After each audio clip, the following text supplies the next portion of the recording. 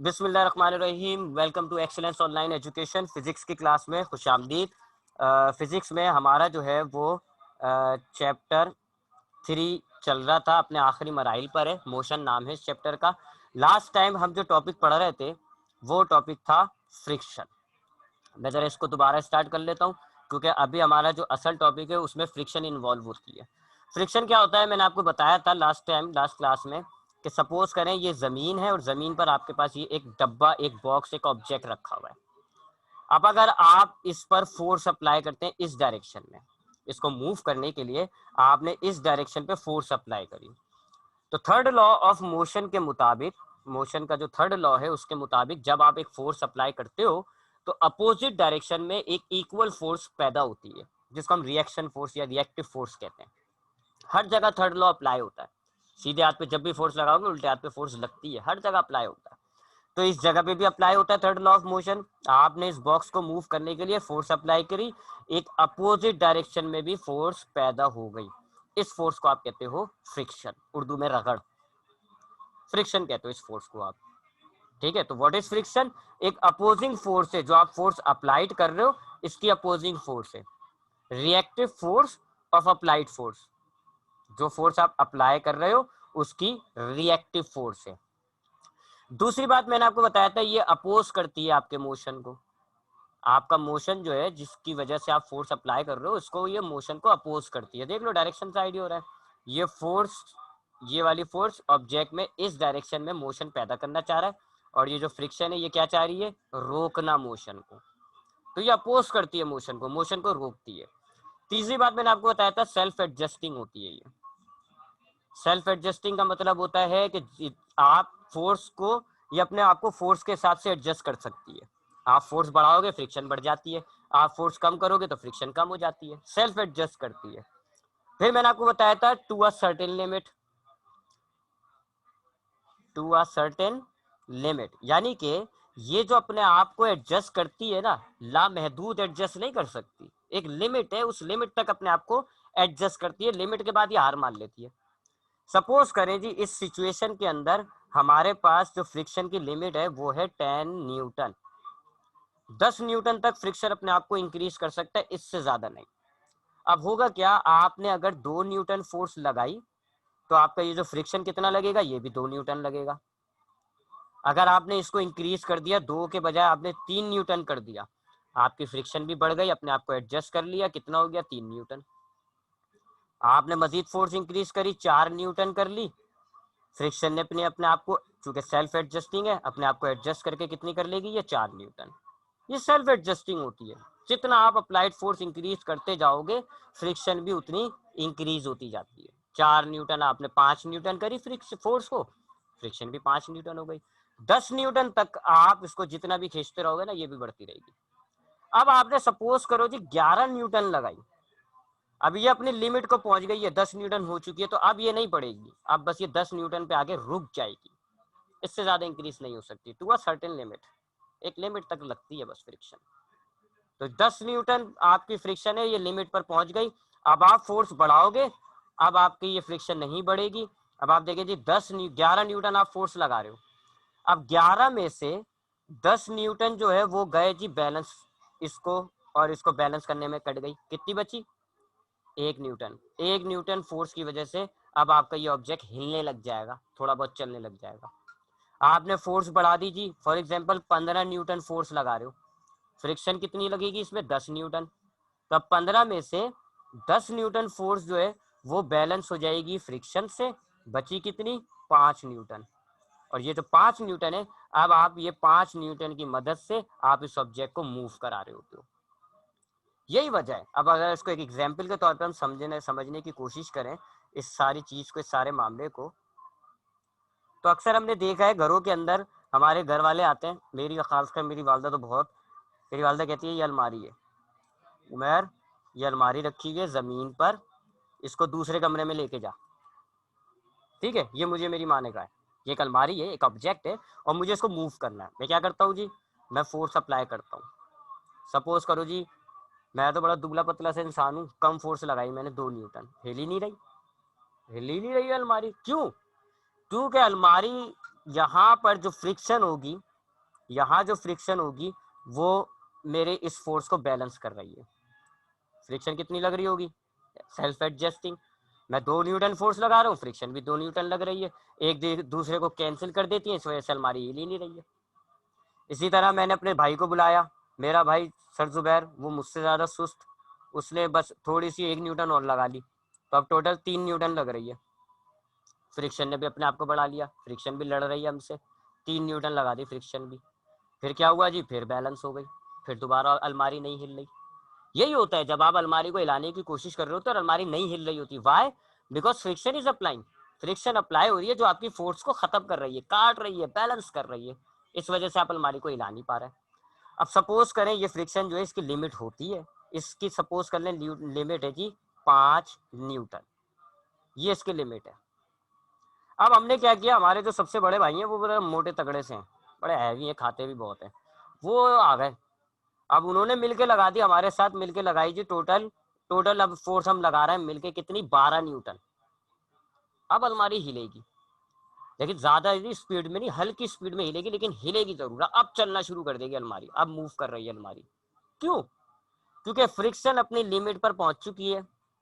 12 Newton जो हम force लगा रहे हैं, इसमें से 5 न्यूटन गए कहां पर, फ्रिक्शन को बैलेंस करने में। फ्रिक्शन को हमने खत्म कर दिया, 5 न्यूटन फोर्स जो हम लोग 12 न्यूटन फोर्स लगा रहे हैं, उसमें से 5 न्यूटन फोर्स जाया हो गई किसको, फ्रिक्शन को बैलेंस करने के अंदर। बची कितनी हमारे पास, 7 न्यूटन। अब ये जो ऑब्जेक्ट मूव कर रहा है, ये 7 न्यूटन से मूव कर रहा है। हम लगा कितनी रहे, 12 न्यूटन, इसमें से 5 न्यूटन फ्रिक्शन खा गया और 7 न्यूटन से हमारी फोर्स अब आगे जा रही है। ये है फ्रिक्शन का मामला। अच्छा, अब फ्रिक्शन जो फोर्स पैदा होती है वो होती कहाँ है, क्यों पैदा हो रही है ऐसी, ये भी तो देखें जरा रीजन। फ्रिक्शन पैदा क्यों हो रही होती है, देखें, जब भी दो ऑब्जेक्ट आपस में कांटेक्ट करते हैं, यहाँ पर देखें ये दोनों ऑब्जेक्ट यहाँ पर मिल रहे हैं, इसको अगर हम मैग्नीफाई करें तो ये हमारी समझ लो अलमारी है और ये हमारी जमीन है, थोड़ा बड़ा कर दिया मैंने। इन जगहों पर ये फ्रिक्शन पैदा होती है, इन जगहों पर, इस जगह पे फ्रिक्शन पैदा होती है, क्योंकि हमारी ये जो सरफेसिस होती है ना, ये अलमारी की ये जो नीचे की सरफेस है, ये जो जमीन की सरफेस है, ये प्लेन या स्मूथ नहीं होती, रफ होती है। रफ कहते हैं ऐसी स्पेसिस, रफ होती है। यानी कि अगर और ज्यादा मैग्नीफाई करोगे ना, तो आपको अलमारी की प्लेन ऐसी नहीं मिलेगी, आपको अलमारी की या जमीन की जो सरफेस है वो ऐसी मिलेगी, रफ, ऐसी रफ होती है। ये जमीन भी आपकी ऐसी होगी, अलमारी भी ऐसी होगी। अब इस रफनेस की वजह से ये जो आप देख रहे हो ना, ये एक दूसरे से जब टकराती हैं ये रफनेस, इस रफनेस की वजह से पैदा होती है फ्रिक्शन। जितनी ज्यादा रफनेस होगी, हाई ज्यादा रफनेस होगी, तो फ्रिक्शन ज्यादा होगी, फ्रिक्शन भी हाई होगी आपकी, हाई फ्रिक्शन। जितनी ज्यादा रफनेस उतनी ज्यादा फ्रिक्शन।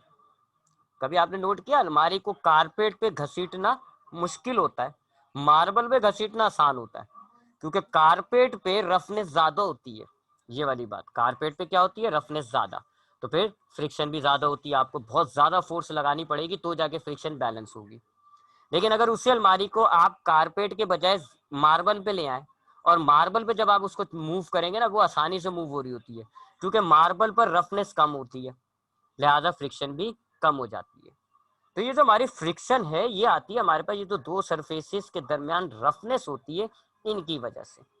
जितनी ज्यादा रफनेस होगी, चीज उतनी ज्यादा मुश्किल तरीके से स्लाइड करती है, जितनी कम रफनेस होगी उतनी। अब आप देखो, कारपेट पे से चीजें आप मूव करते हो मुश्किल होती है, शीशे पे से आप आराम से मूव कर लेते हो, मार्बल से आप आराम से मूव कर लेते हो। अगर एक मार्बल पर पानी फेंक दिया जाए, बंदा आराम से स्लिप होता है, हल्की सी फोर्स लगाओ बंदा इधर से उधर, अभी बारिश हुई है कैसा स्लिप होती है बाइक, क्यों, पानी स्मूथ होता है, रफनेस कम होती है पानी पे। तब रफनेस कम हो गई, इसका मतलब है फ्रिक्शन भी कम हो गई। हल्की हल्की फोर्स अप्लाई कर रहे होते हैं, बंदा इधर से उधर जा रहा होता है, तो रफनेस की वजह से फ्रिक्शन आ रही होती है, और रफनेस पे डिपेंड भी कर रही होती है। जितनी ज्यादा रफनेस होगी, फ्रिक्शन उतनी ज्यादा होती है। ठीक है, ये तो फ्रिक्शन का टॉपिक हो गया। बाकी इसके अंदर जो डिटेल्स होती हैं वो हमने मैट्रिक क्लास में पढ़ लेती, कि जी फ्रिक्शन, अगर हम फ्रिक्शन के क्या एडवांटेजेस होते हैं, मूव करने के दौरान फ्रिक्शन के क्या फायदे होते हैं, फ्रिक्शन कम या ज्यादा कैसे की जाती है, ये हमारे पास मैट्रिक में हमने टॉपिक पढ़ा हुआ होता है। आप मुझे अगर बोलेंगे तो मैं आपको किसी क्लास में इसको रिवाइज भी करा दूंगा, लेकिन हमें अभी फिलहाल उसकी जरूरत नहीं है। हमें भाई ये फ्रिक्शन समझना था कि फ्रिक्शन क्या है, जब आप किसी ऑब्जेक्ट को दूसरे ऑब्जेक्ट पे लगाकर जोड़कर उस पर मूव कर रहे होते हो तब फ्रिक्शन पैदा होती है। ये मुझे जो आगे टॉपिक पढ़ाना है इंक्लाइन प्लेन का, उसके लिए मुझे ये चीज चाहिए थी। बाकी अगर आप बोले तो मैं आपको किसी क्लास में फ्रिक्शन के बारे में मजीद बात करूंगा कि जिसके क्या फायदे हैं, क्या नुकसानात हैं, फ्रिक्शन हम बढ़ाते कैसे हैं, फ्रिक्शन हम कम कैसे करते हैं, वगैरह वगैरह। अब हम आते हैं असल टॉपिक पे जो हमारा पेपर पॉइंट ऑफ व्यू से इंपॉर्टेंट भी होता है, वो है इंक्लाइंड प्लेन। इंक्लाइंड प्लेन क्या होता है और इसकी कुछ डेरिवेशंस हैं, ये हमारे पास काम की टॉपिक होती है। इंक्लाइंड प्लेन क्या होता है जी, मैं इसकी डेफिनेशन लिखता हूं पहले। A surface which makes an angle with horizontal. ये आपकी जमीन है, हॉरिजॉन्टल मतलब जमीन वगैरह, ये आपकी जमीन है। अब अगर कोई सरफेस, कोई चीज इस जमीन से एक एंगल बना रही होती है, ये एक एंगल बना रही है, तो इस सरफेस को आप कहते हो कि ये है इंक्लाइंड प्लेन। ये इंक्लाइंड प्लेन है, एक ऐसी सरफेस जो आपकी जमीन के पैरेलल नहीं है, जमीन के साथ नहीं चल रही, बल्कि जमीन से एक एंगल बनाकर उठ रही होती है, इसको आप कहते हो इंक्लाइंड प्लेन। देखो जी, ये हमारे पास जमीन है, ये जमीन है, ये जमीन हो गई, और ये जो सरफेस आपको नजर आ रही है, ये जमीन के साथ पैरेलल नहीं है, बल्कि जमीन के साथ इसने एक एंगल बना के इससे ऊपर उठ गई। इंक्लाइन मतलब उठना होता है। ये जो इंक्लाइन वर्ड है, ये इंक्लाइन वर्ड इसका मतलब होता है उठना। तो देख लो आप, जमीन से ये एक एंगल बनाकर उठ गई, ऊपर चली गई, ऐसी सरफेस को आप कहते हो इंक्लाइन प्लेन। जैसे आपने ब्रिजेस देखे होंगे, पुल, आप ये रोड पे जा रहे हो, तो ये रोड पे जा रहे हो तो पुल जब स्टार्ट होता है तो वो देखते नहीं हो आप, जमीन से एक एंगल बना के ऊपर की तरफ उठ रहा होता है, तो पुल क्या होता है, इंक्लाइन प्लेन होता है। इसी तरह हमारे जो जीने होते हैं, अक्सर हमारे जीने होते हैं घरों के बाहर, इसके आगे भी हमने एक ऐसी स्लाइड बनाई हुई होती है, वो इंक्लाइन प्लेन है। आपने पार्क के अंदर देखा होगा जी, ऐसा स्लाइड वाला झूला होता है, बच्चा यहाँ से बैठता है और ये घूम के यहाँ आ जाता है, ये इंक्लाइन प्लेन है, क्योंकि जमीन से ये एक एंगल बना के उठ रहा है। देखें, जमीन से एक एंगल बना के उठ रहा है ना, तो ये इंक्लाइन प्लेन हो गया। हर वो सरफेस जो जमीन के साथ पैरेलल नहीं है, बल्कि एक एंगल बना के ऊपर की तरफ उठ रही है, उसको हम इंक्लाइंड प्लेन कहते हैं। सबसे बेहतरीन एग्जाम्पल इसकी पुल है, आपके जो ब्रिजेस होते हैं, फ्लाईओवर्स जिनको आप कहते हो, ये सबसे इसकी बेहतरीन एग्जाम्पल होती है। क्योंकि ये फ्लाईओवर आप स्टार्टिंग देख लो, एंड देख लो, फ्लाईओवर का जमीन के साथ नहीं होता, जमीन के साथ होता है तो हम उसको कहते हैं ये रोड है, लेकिन जहां वो ऊपर बनाकर उठना शुरू कर देता है तो ये इंक्लाइन प्लेन हो गया। ठीक है, तो ये इंक्लाइन प्लेन हो गया कि जी आपकी एक ऐसी सरफेस जो जमीन के साथ पैरेलल नहीं होती, बल्कि एंगल बना रही होती है, एंगल बना के ऊपर की तरफ उठ रही होती है, इसको हम कहते हैं इंक्लाइन प्लेन। ये हमारे पास एक इंक्लाइन प्लेन, अब हम एग्जाम्पल ले रहे हैं, ये हमारे पास एक इंक्लाइन प्लेन हो गया, ये इसने एंगल बनाया हुआ है, एंगल ले लें आप थीटा, ये एक इंक्लाइन प्लेन है। चले बड़ा थोड़ा सा बड़ा बना देते हैं, क्योंकि हमारे पास यहाँ पे फोर्सेस स्टडी करनी होंगी, लिहाजा हम इसको थोड़ा सा बड़ा सा ड्रॉ कर लेते हैं। हाय हाय हाय, ये हमने इंक्लाइन प्लेन ले लिया, ये आपका एक इंक्लाइन प्लेन हो गया और ये इसका एंगल आ गया थीटा। ठीक है, ये एक इंक्लाइन प्लेन है। देखिए जी, ये जमीन है आपके पास, ये हॉरिजॉन्टल है, और इससे ये सरफेस देखें आप, इसको एंगल बना के ऊपर की तरफ उठ रही है, तो ये एक इंक्लाइन प्लेन हो गया। अब हम स्टडी क्या करना चाह रहे हैं इसके अंदर, हम देखना चाह रहे हैं कि एक ऑब्जेक्ट अगर बॉडी जो होती है एक इंक्लाइन प्लेन पर मौजूद है, तो उस पर कौन कौन सी फोर्सेस लग रही होती हैं। सबसे पहले तो हम ये देखते हैं कि अगर एक इंक्लाइन प्लेन के अंदर एक बॉडी मौजूद है, तो उस बॉडी पर कौन कौन सी फोर्सेस लग रही होती हैं। सपोज करें ये एक इंक्लाइन प्लेन है, और इस इंक्लाइन प्लेन पे ये हमने एक बॉक्स रखा हुआ है, ये एक हमने बॉक्स रखा हुआ है। अब हमने देखना ये है कि इस बॉक्स पर, अगर ये इंक्लाइन प्लेन पर बॉक्स मौजूद है, तो इस पे कौन कौन सी फोर्सेस लग रही होती है। जैसे हमने टेंशन में देखा था ना, बॉक्स वो लटक रहा था मास, तो हमने उस पर देखा था फोर्सेस कौन कौन सी है। इसी तरह तो हमारे पास ये एक ऑब्जेक्ट है, कुछ भी नाम ले लें इसका आप, ये बॉक्स है, डब्बा है, ट्रक है, कुछ भी है, पुल के ऊपर चढ़ रहा है या उतर रहा है, ये अभी रुका हुआ है, ये एट रेस्ट है। सपोज कर लें ये एट रेस्ट पर है, फिर हम देखेंगे जब ये मोशन पे होता है तो फिर क्या मामला होता है।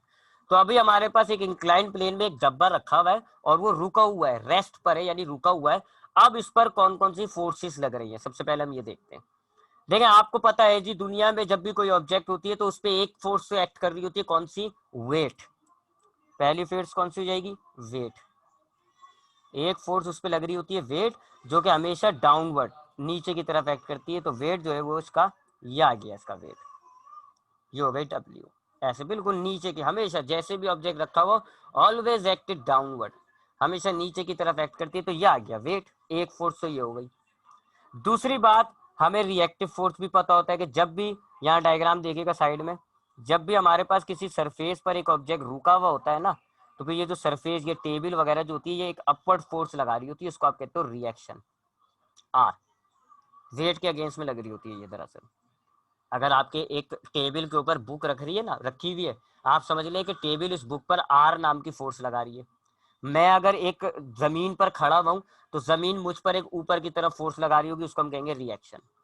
तो ये जो सरफेसिस होती है, ये जो सरफेसिस होती है, ये इनके ऊपर जो ऑब्जेक्ट रखा हुआ होता है, ये उस पर एक अपवर्ड फोर्स लगा रही होती है, उसको हम कहते हैं आर, यानी रिएक्टिव फोर्स या रिएक्शन।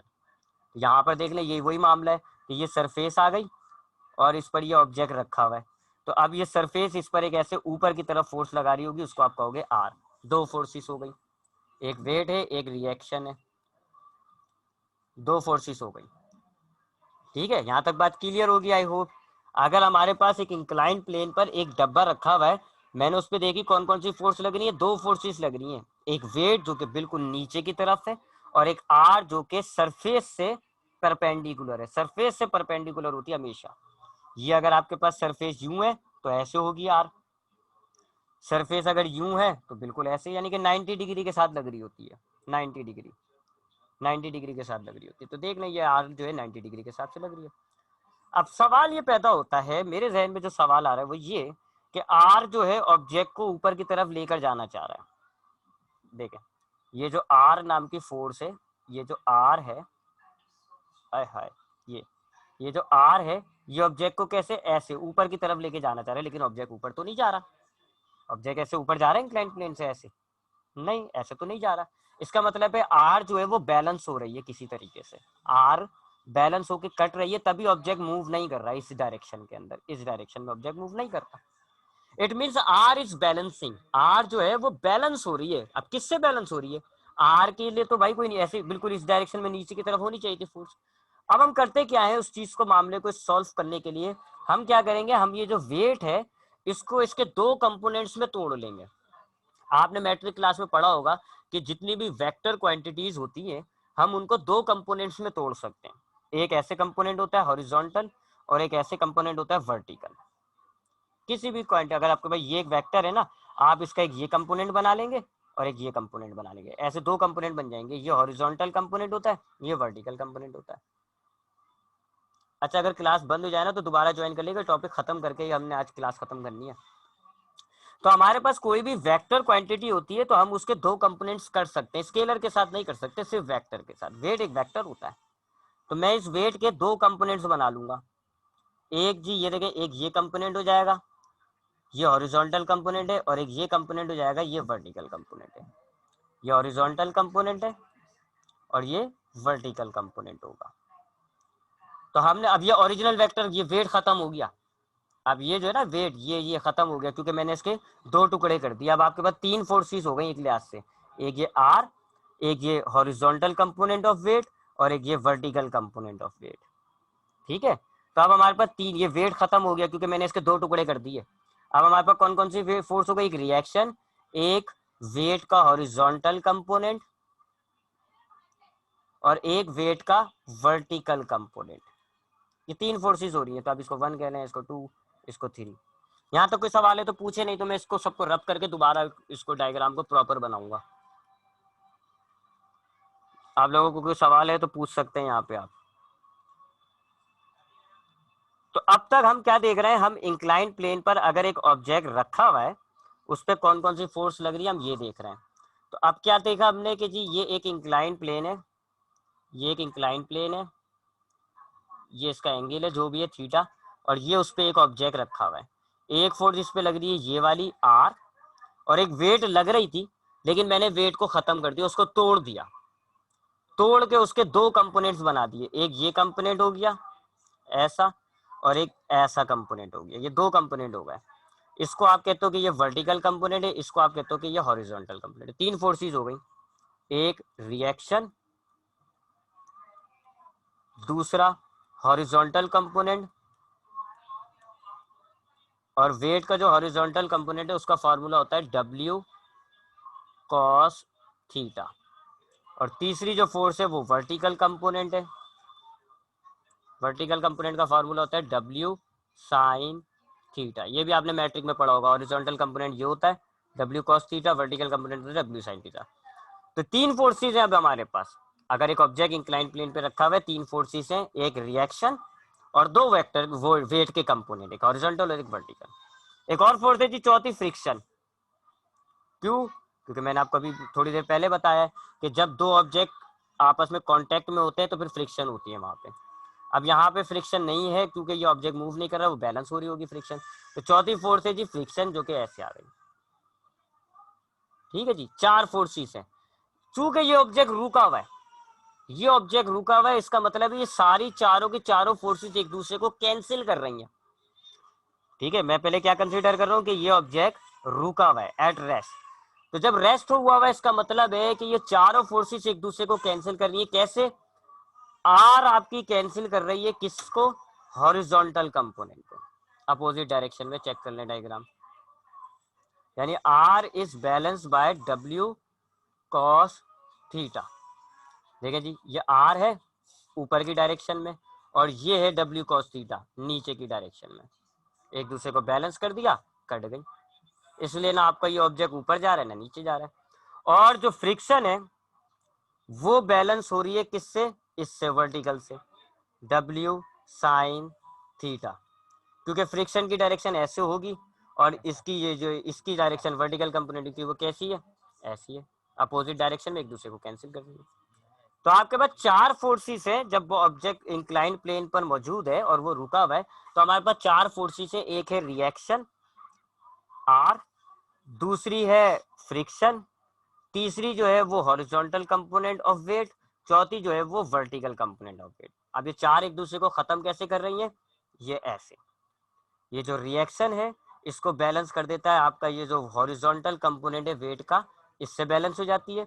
और ये जो फ्रिक्शन है वो आपकी वर्टिकल कंपोनेंट से बैलेंस हो जाती है। तो इसलिए आप ये दोनों एक दूसरे को बैलेंस करके काट देती हैं और आपका ऑब्जेक्ट मूव नहीं कर रहा होता। अब आते हैं कि अगर ऑब्जेक्ट मूव कर रहा है तो क्या मामला होता है। अगर ऑब्जेक्ट मूव कर रहा है, इफ ऑब्जेक्ट इज मूविंग,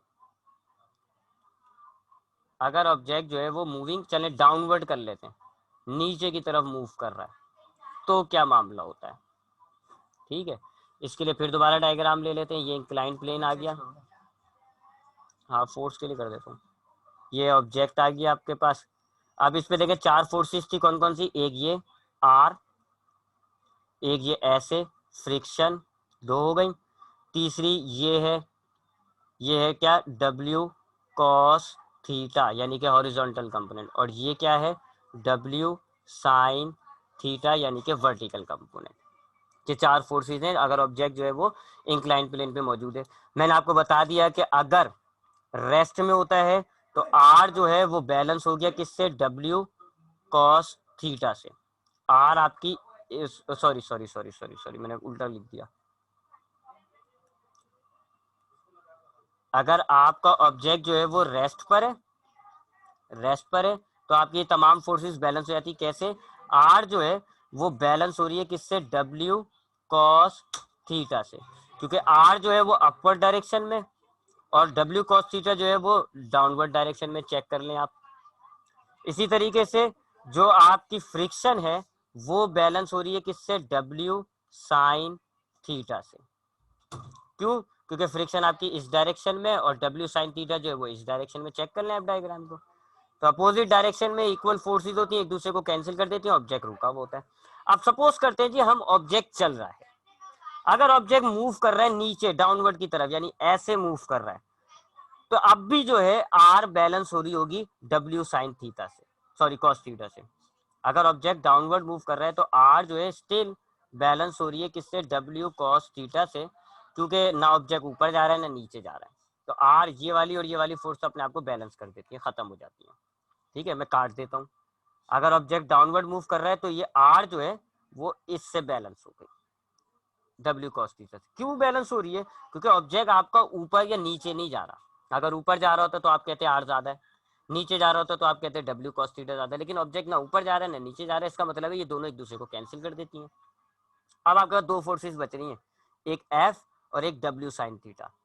चूंकि ऑब्जेक्ट नीचे जा रहा है, S it is moving downward, क्योंकि ऑब्जेक्ट नीचे जा रहा है और मेरे पास दो फोर्सेस बच गई बस।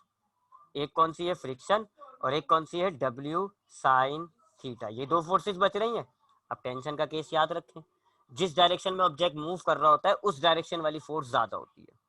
अब मेरे पास दो फोर्सेस बच रही हैं, एक ये फ्रिक्शन और एक ये डब्ल्यू साइन थीटा। चूंकि ऑब्जेक्ट ऐसे जा रहा है नीचे, इसका मतलब है डब्ल्यू साइन थीटा ज्यादा होगी, तो W sine theta is greater. ये ज्यादा है इसलिए वो नीचे जा रहा है ऑब्जेक्ट। ये काम है आपकी फ्रिक्शन। फिर हमने नेट फोर्स निकालते हैं, तो अब हम यहाँ पर भी नेट फोर्स निकाल लेते हैं। नेट फोर्स कैसे निकाली जाती है? ज्यादा में से कम को माइनस करके। तो ज्यादा कौन सी है आपके पास? डब्ल्यू साइन थीटा, माइनस कर दें कम फोर्स कौन सी है? फ्रिक्शन। तो अगर आपका ऑब्जेक्ट इंक्लाइन प्लेन में नीचे की तरफ जा रहा है, इसका मतलब है वो जो चार फोर्सेस हैं, आर, ये चार फोर्सेस कौन कौन सी? ये R, friction, W cos theta, sine theta, इनमें क्या हुआ? आर ने बैलेंस कर दिया कॉस थीटा को, तो ये करा हुआ बैलेंस खत्म। दो फोर्सेस बच गई, एक ये फ्रिक्शन और एक ये डब्ल्यू साइन थीटा।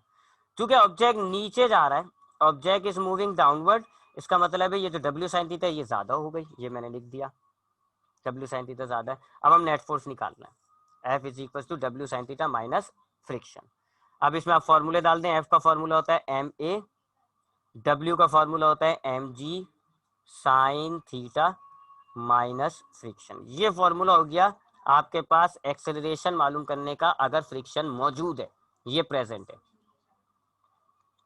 1 मिनट से कम रह गया, लिहाजा मैं क्लास को दोबारा खत्म करके ज्वाइन कर रहा हूँ। आप लोग सारे दोबारा ज्वाइन करें जरा।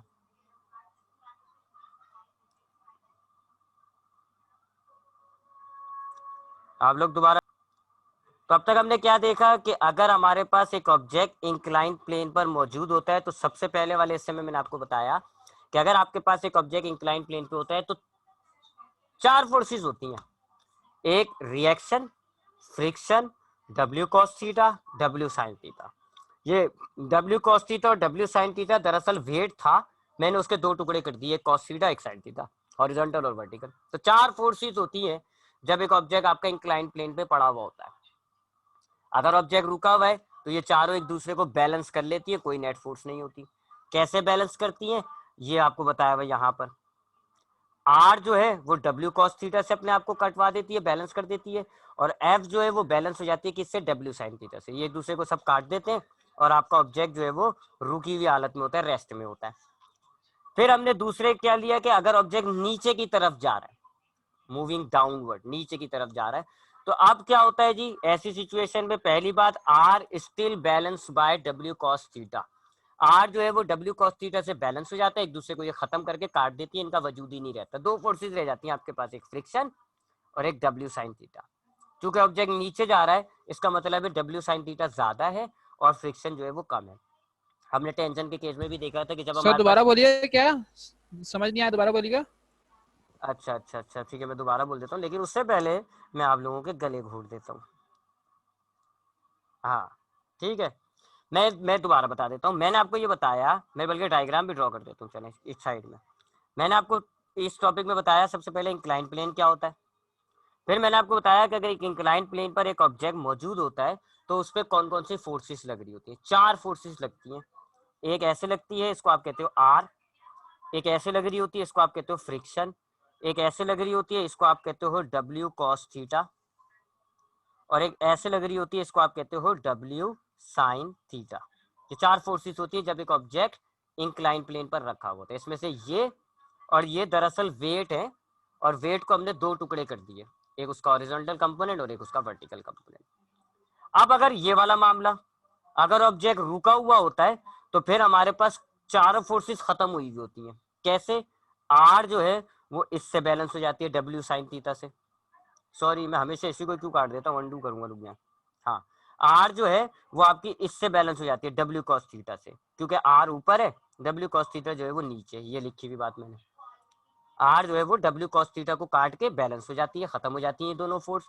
और फ्रिक्शन जो है वो डब्ल्यू साइन थीटा को काट देती है, क्योंकि फ्रिक्शन आपकी इस डायरेक्शन में और डब्ल्यू साइन थीटा आपकी इस डायरेक्शन में, दोनों एक दूसरे को काट देती है। ये लिखी हुई है बात। तो अब आपकी कोई फोर्स बची नहीं, सारी कट गई, इसलिए ऑब्जेक्ट हिल ही नहीं रहा, ऑब्जेक्ट मूव ही नहीं कर रहा, क्योंकि कोई फोर्स बचती नहीं है। तो जब ऑब्जेक्ट रुका हुआ होगा इंक्लाइन प्लेन में, तो ये चारों फोर्सेस अपने आप को इस एतबार से काट देती हैं, कट जाती है सारी फोर्सेस खत्म हो जाती है, ऑब्जेक्ट रुका हुआ है। उसके बाद हम देख रहे हैं दूसरा मामला क्या, कि अगर ऑब्जेक्ट मूव कर रहा है डाउनवर्ड, अगर ऑब्जेक्ट जो है वो डाउनवर्ड जो है वो मूव कर रहा है, तब क्या मामला है। ये इसकी डायग्राम ली हुई हमने, कि अगर हमारे पास ऑब्जेक्ट मूव कर रहा होता है डाउनवर्ड, तो अभी भी वही जाहिर बात है, चार फोर्सेस तो है आपके पास, आर, फ्रिक्शन, कॉस थीटा। चलो मैं इसकी दोबारा डायग्राम बना लेता हूँ। अब अगर हम ले रहे हैं कि अगर हमारे पास ऑब्जेक्ट जो है वो इंक्लाइन प्लेन पर मौजूद है, ये रहा, ये ऑब्जेक्ट रखा हुआ है इंक्लाइन प्लेन पर, और चार फोर्सेस कौन सी हो गई, आर, फ्रिक्शन, ये हो गई आपके पास डब्ल्यू कॉस थीटा, और यहाँ पर आपके पास होगी डब्ल्यू साइन थीटा। अब ये ध्यान में रखिएगा, ऑब्जेक्ट ऐसे जा रहा है नीचे, तो अब होगा क्या, आर जो है वो डब्ल्यू कॉस थीटा से बैलेंस हो गई, ये मैंने लिखी हुई बात, R is balance by W cos theta. ये दोनों खत्म, बस दो फोर्सेस बच गई, फ्रिक्शन और डब्ल्यू साइन थीटा। चूंकि ऑब्जेक्ट नीचे जा रहा है, इसका मतलब है डब्ल्यू साइन थीटा बड़ी हो गई, ये मैंने लिखी हुई, W sine theta is greater. और मैंने आपको पहले भी टेंशन के केस में भी हमने पढ़ा हुआ है कि जब दो फोर्सेस होती हैं, एक कम एक ज्यादा, तो हम नेट फोर्स निकालते हैं। तो ये हम नेट फोर्स निकाल रहे हैं। फॉर्मूला क्या होता है, ज्यादा वाली फोर्स में से आप माइनस कर दें कम फोर्स को, तो डब्ल्यू साइन थीटा ज्यादा है, ज्यादा W sine theta minus friction, और हमने ये फोर्स और डब्ल्यू की जगह उनके फॉर्मूले डाल दिए, एम ए और एम जी। ये हमारे पास एक इक्वेशन हो गई कि अगर हमारे पास ऑब्जेक्ट नीचे जा रहा है, फ्रिक्शन मौजूद है, तब की। अब अगर हम कंसीडर कर लें कि जी फ्रिक्शन है ही नहीं, फ्रिक्शन नहीं है, फ्रिक्शन इज निग्लेजेबल, क्योंकि ज्यादातर केसेस के अंदर हम फ्रिक्शन को निग्लेक्ट कर देते हैं। अब हम तीसरा मामला ले रहे हैं, वो ये है कि if friction is negligible. Negligible का मतलब होता है इतनी छोटी कि आप उसको इग्नोर कर लें। तो सपोज करें कि हमारे पास इंक्लाइन प्लेन की जो सरफेस है और जो हमारे पास ऑब्जेक्ट रखा है उसकी सरफेस दोनों इंतहाई स्मूथ हैं, इतनी स्मूथ के फ्रिक्शन ना होने के बराबर है, यानी कि फ्रिक्शन इज ऑलमोस्ट जीरो। तो अब क्या मामला होता है, इस इक्वेशन को लें आप, M A is equal to M G sine theta minus F, और इसमें फ्रिक्शन को कर दें आप zero, M A is equal to M G sine theta minus zero. Minus zero तो बेकार है, तो अब आपकी इक्वेशन छोटी हो गई, क्या हो गई, M A is equal to M G sine theta, दोनों साइड से आप एम काट दें, क्या बचा आपके पास, A is equal to G sine theta. ये आपके पास इक्वेशन हो गई अगर फ्रिक्शन नहीं है तो अगर आपके पास इंक्लाइन प्लेन पर ऑब्जेक्ट रुका हुआ है, it means no net force. Net force कितनी होगी, जीरो। अगर ऑब्जेक्ट आपका नीचे की तरफ मूव कर रहा है, फ्रिक्शन प्रेजेंट है, फ्रिक्शन प्रेजेंट है, ऑब्जेक्ट नीचे की तरफ मूव कर रहा है, तो फॉर्मूला क्या है, M A is equal to M G sine theta minus friction. और अगर आप ये कंसिडर कर लें कि फ्रिक्शन ना होने के बराबर है, बिल्कुल स्मूथ सरफेसिस है, फ्रिक्शन जीरो, तो फिर आपकी यही इक्वेशन रिड्यूस होकर क्या हो जाएगी, A is equal to G sine theta. ये हमें डेरिवेशन आती है जो पेपर में आता है कि जी इंक्लाइन प्लेन क्या है, इंक्लाइन प्लेन पे कौन कौन सी फोर्सेस लगती हैं, अगर इंक्लाइन प्लेन पे ऑब्जेक्ट रुका हुआ है तो फिर कौन किस क्या फोर्स होती है, नेट फोर्स, हमने कहा जी जीरो होती है, किस तरह कैंसिल हो जाती है। फिर ये पूछते हैं कि अगर ऑब्जेक्ट मूव कर रहा है डाउनवर्ड, तो बताओ जी उसकी equation for friction and when friction is absent. यहाँ पर हमारा ये चैप्टर खत्म हो जाएगा, ये टॉपिक भी हमारा खत्म हो जाएगा। कोई सवाल है तो आप लोग अपने माइक खोल के पूछ सकते हैं, पूरे चैप्टर में से कहीं से कोई सवाल है तो पूछ लें, क्योंकि चैप्टर खत्म हो गया। अब हम नेक्स्ट क्लास में इंशाल्लाह इसके न्यूमेरिकल्स को स्टार्ट करेंगे। माइक खोल सकते हैं आप लोग, अलीशबा, बिस्बा, हादिया, लाइबा और अबू बकर। सर मेरा फर्स्ट चैप्टर के लिए सवाल है, इस चैप्टर समझ आ गया सर। ठीक है, अबू बकर को मैं भी जवाब दे देता हूँ, और बाकी अलीशबा, बिस्मा, बिस्मा माइक खोलें, सवाल। सर आपसे टेस्ट का पूछना था कि जो फिजिकल क्वांटिटीज आप देंगे, फॉर्मूला देंगे, हम सारी फिजिकल क्वांटिटीज के फॉर्मूले याद करें। ठीक है, और बिस्मा आपको कोई सवाल। No sir. हादिया आपको कोई सवाल? सर ये रेस्ट में और डाउनवर्ड्स में दोनों में आर जे और डब्ल्यू कॉस थीटा से क्यों कैंसिल होता है? ठीक है, जवाब देता हूँ मैं आपका। लाइबा आपको कोई सवाल?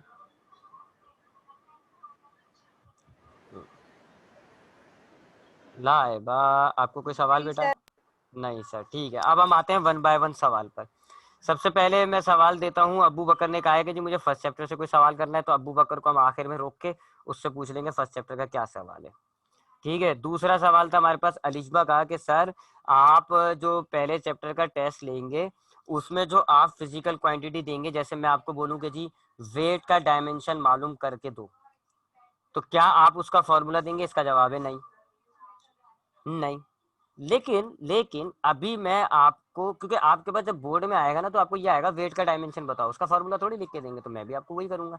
लेकिन अभी जाहिर बात है मैं आपको ऐसा कोई वो नहीं दूंगा फिजिकल क्वांटिटी जिसका फॉर्मूला अब तक मैंने आपको ना पढ़ाया हो। मिसाल के तौर पे मैं आपको फ्रीक्वेंसी नहीं दूंगा कि फ्रीक्वेंसी की डायमेंशन बताओ, क्योंकि मैंने थोड़ी पढ़ाया आपको फ्रीक्वेंसी ना उसका फॉर्मूला दिया। मैं आपको आगे के जो ऐसी ही फिजिकल क्वांटिटी दूंगा जिसका फॉर्मूला आपको मैंने पढ़ाया है अब तक 2 चैप्टर में। वेट हो सकता है, मोमेंटम हो सकता है, फोर्स हो सकती है, और वेलोसिटी हो सकती है, एक्सेलरेशन हो सकती है। इनका मैं प्रेशर नहीं दूंगा क्योंकि प्रेशर मैंने नहीं पढ़ाया अब तक। मैं एरिया नहीं दूंगा, मैं वॉल्यूम नहीं दूंगा क्योंकि ये मैंने नहीं पढ़ाई अब तक। तो मैं आपको वही फिजिकल क्वांटिटी दूंगा जिसको मैं आपको पढ़ा चुका हूँ, जिसका फॉर्मूला मैंने आपको जबानी तौर पे बताया है। याद करना तो आपकी जिम्मेदारी थी कि आपको याद होनी चाहिए वो फॉर्मूले। तो अभी तक दो चैप्टरों में जितने फॉर्मूले हैं सिर्फ उनको देख लो, उनके फॉर्मूले याद कर लो, वही फिजिकल क्वांटिटी दी जाएगी। और दूसरा, मैं फिजिकल क्वांटिटी के साथ साथ इक्वेशन भी दूंगा कि आपको एक इक्वेशन दे दूंगा, फर्स्ट सेकंड या थर्ड इक्वेशन ऑफ मोशन में से कोई एक इक्वेशन दूंगा और आपसे कहूंगा इसको वेरीफाई करो। तो ये दोनों कैटेगरी के सवाल दूंगा। तो आई होप अलिशबा को भी जवाब मिल गया होगा। उसके बाद तीसरा सवाल था हादिया का कि आर जो होता है वो हमेशा डब्ल्यू कॉस थीटा से ही बैलेंस क्यों होता है। देखें, आपके पास अगर इस डायरेक्शन में कोई फोर्स लग रही है, ये इस डायरेक्शन वाली फोर्स से ही बैलेंस हो सकती है, अपोजिट डायरेक्शन वाली फोर्स से। यानी कि ये जो एफ ए है it can only be balance by F B. F C से बैलेंस नहीं हो सकती है, ना एफ डी से बैलेंस हो सकती है। 4 फोर्सेस मैंने आपके सामने लिए हुए हैं, F A, F B, F C, F D. हर वो 2 फोर्स अपने आप को बैलेंस करती हैं, काटती हैं, जिनकी डायरेक्शन अपोजिट होती है। आपने कभी हाथ पंजे लगाते हुए देखा होगा, 2 आदमी पंजे लगा रहे होते हैं, वो हाथ रुका हुआ होता है, हालांकि दोनों फोर्स लगा रहे हैं। जब स्टार्ट हो जाता है 2 बंदे पंजे लगा, भी मैं बना लेता हूँ ना, हाथ बना तो सकता हूँ मैं, ये एक बंदे का हाथ है, ये दूसरे बंदे का हाथ है। अब ये दोनों फोर्स लगा रहे हैं, स्टार्ट हो गया जी, लेकिन ये हाथ नहीं हिल रहा, क्योंकि ये वाला जो शख्स है, ये वाला पहला वाला, ये इस डायरेक्शन में फोर्स अप्लाई कर रहा है, दूसरा वाला जो शख्स है वो इस डायरेक्शन में फोर्स अप्लाई कर रहा है। ये दोनों अपोजिट डायरेक्शन की फोर्सेस होती हैं, एक दूसरे को कैंसिल कर देती हैं, इसलिए ना ऑब्जेक्ट इधर जा रहा है ना इधर जा रहा है। अब सपोज करो ये वाली फोर्स ज्यादा हो गई, यानी ये वाला शख्स ज्यादा फोर्स अप्लाई कर रहा है, अब ये ऑब्जेक्ट इस तरफ मूव करने लग जाएगा। अब अगर ये वाला बंदा जो है ये ज्यादा फोर्स अप्लाई करेगा तो ऑब्जेक्ट इस तरफ।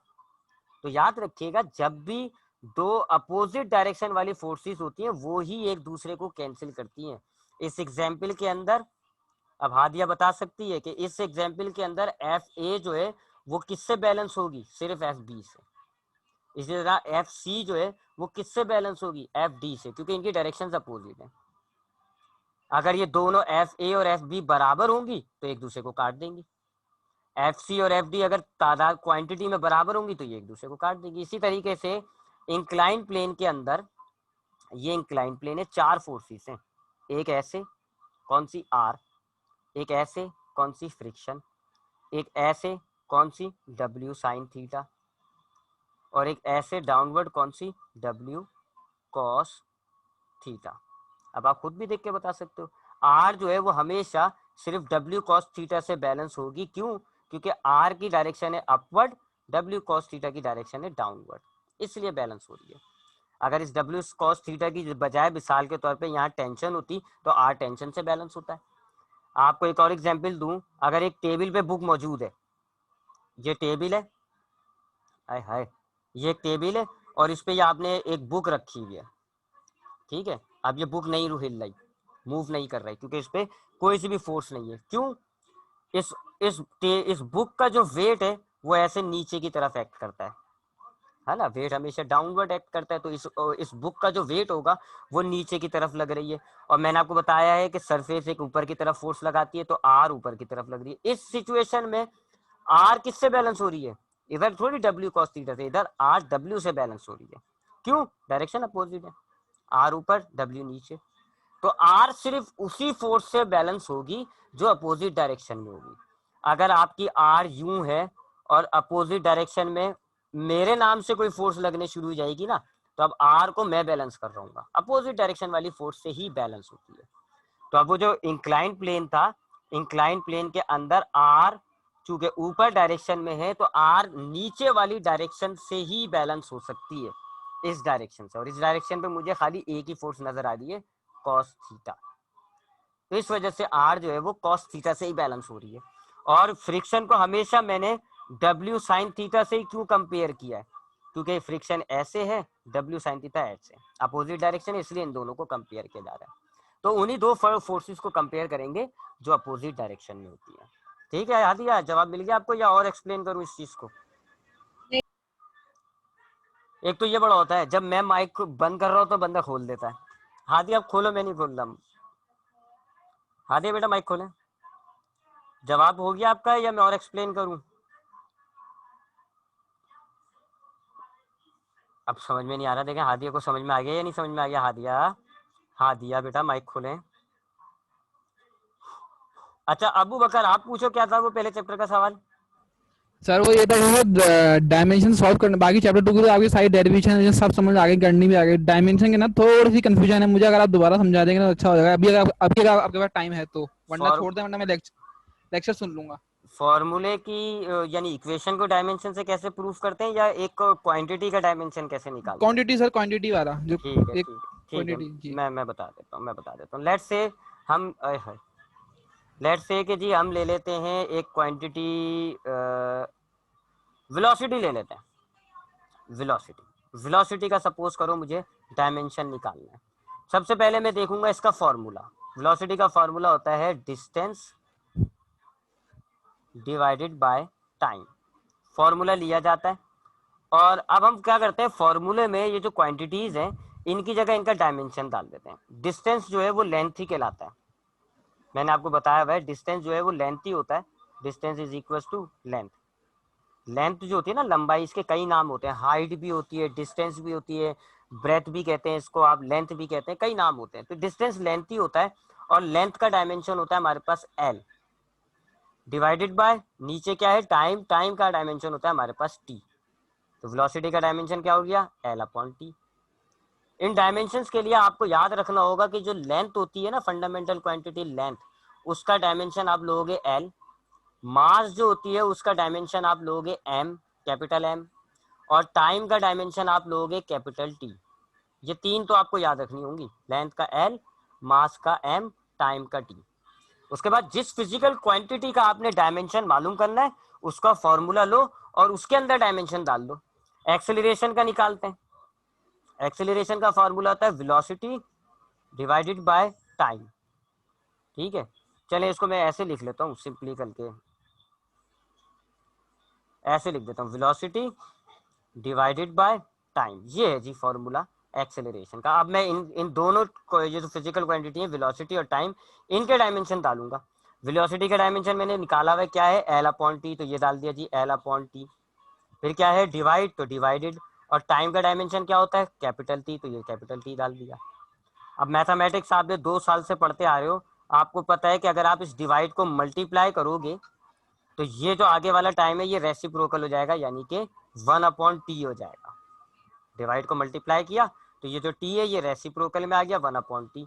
अब सॉल्व कर दें, एल को 1 से मल्टीप्लाई करें, एल 1 जा एल, और नीचे टाइम, टाइम को मल्टीप्लाई करेंगे तो पावर ऐड हो जाएगी, एल इज टी स्क्वायर हो जाएगा। तो एक्सेलरेशन का डायमेंशन क्या हो गया, एल अपॉन टी स्क्वायर हो गया। ठीक है, ऐसे निकालते हो आप, फॉर्मूला लो उसमें डायमेंशन डाल दो। फोर्स का डायमेंशन ले लेते हैं। फोर्स का फॉर्मूला होता है, आपने पढ़ भी लिया होगा, मास मल्टीप्लाई बाय एक्सेलरेशन। मास का डायमेंशन क्या होता है, कैपिटल एम, एक्सेलरेशन का डायमेंशन अभी मैंने आपको निकाल के दिखाया L/t²। मजीद सॉल्व नहीं हो सकता, सबको मिला के लिख दो mL/t²। ये फोर्स का डायमेंशन हो गया, ये फोर्स का डायमेंशन हो गया mL/t²। बाज़ औक़ात आप इसको ऐसे भी लिख सकते हो mL/t-2।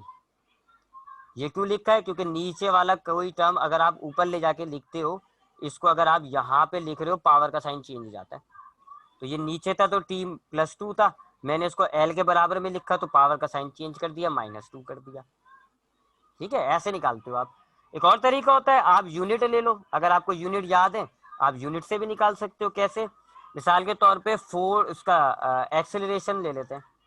एक्सेलरेशन का यूनिट क्या होता है? मीटर/सेकंड²। अब आप इस हिसाब से डायमेंशन डाल दें। मीटर जो है आपको पता है किसका यूनिट होता है? लेंथ का, लेंथ का यूनिट होता है। लेंथ का डायमेंशन क्या होता है? एल। तो मीटर की जगह मैंने डाल दिया एल। फिर ये पर यानी स्लैश। एस किसका यूनिट होता है? एस स्टैंड फॉर सेकंड, और सेकंड टाइम का यूनिट होता है, और टाइम का डायमेंशन क्या होता है? टी। तो मैंने आपको t² कर दिया, ये देखें L/t²। फोर्स का यूनिट होता है न्यूटन, और न्यूटन का मतलब होता है किलोग्राम मीटर/सेकंड²। सबके यूनिट डाल दो। किलोग्राम किसका यूनिट है? मास का, और मास का डायमेंशन क्या है? m। मीटर किसका यूनिट है? ये लिखे हुआ लेंथ का, और लेंथ का डायमेंशन क्या होता है? l। पर s किसका यूनिट होता है? टाइम का, और टाइम का डायमेंशन क्या है? t। तो ये t²। वही हो गया, देखें mL/t², या आप इसको ऐसे लिख लो mL/t-2। तो डायमेंशन निकालने के लिए सबसे पहले क्या है? फॉर्मूला या यूनिट ले लो, फॉर्मूला या यूनिट, एक चीज पकड़ लो इसमें से, और उसके अंदर आप डायमेंशंस डाल दो, डायमेंशंस डाल दो। आप डायमेंशन डाल दो, सिंप्लीफाई करो, खत्म, डायमेंशन आ गई। ठीक है, जवाब मिल गया बच्चे? अबू बकर हो गया? अब बाकी काम करें, आपको मैंने बहुत सारी क्वांटिटीज का निकाल के दिखाया था, सबकी प्रैक्टिस कर लीजिएगा, इंशाल्लाह टेस्ट आपका अच्छा हो जाएगा। जी सर, बस यही मसला है, हो गया, सेट है। ठीक है, और कोई सवाल है बस किसी को? बस सर कल वो भेज दिया नोट, बाकी मेरा काम है कैसे कैसे करूंगा। मैं इंशाल्लाह आपको नोट्स भी, डेट ऑफ ये जो टेस्ट है इनकी भी, और अब असाइनमेंट के बम भी आएंगे वो भी। ठीक है, तो आप अपनी वो, आप वीक में आपकी पीर मंगल बुध केमिस्ट्री की क्लास है, आप अपनी वो केमिस्ट्री की क्लास भी कंटिन्यू रखिएगा भाई, केमिस्ट्री की क्लास को भी कंटिन्यू रखिएगा, और असाइनमेंट वगैरह नोट टेस्ट वेस्ट ये आपका दिन के टाइम पे होगा, तो दिन के टाइम पे आप जो है असाइनमेंट वगैरह भी करते रहिएगा। ठीक है, ख्याल रखिएगा सारे। हम अपनी क्लास को वाइंड अप कर रहे हैं अब। इंशाल्लाह अब हम नेक्स्ट वीक नेक्स्ट क्लास में मिलेंगे। ख्याल रखिएगा, अल्लाह हाफिज़।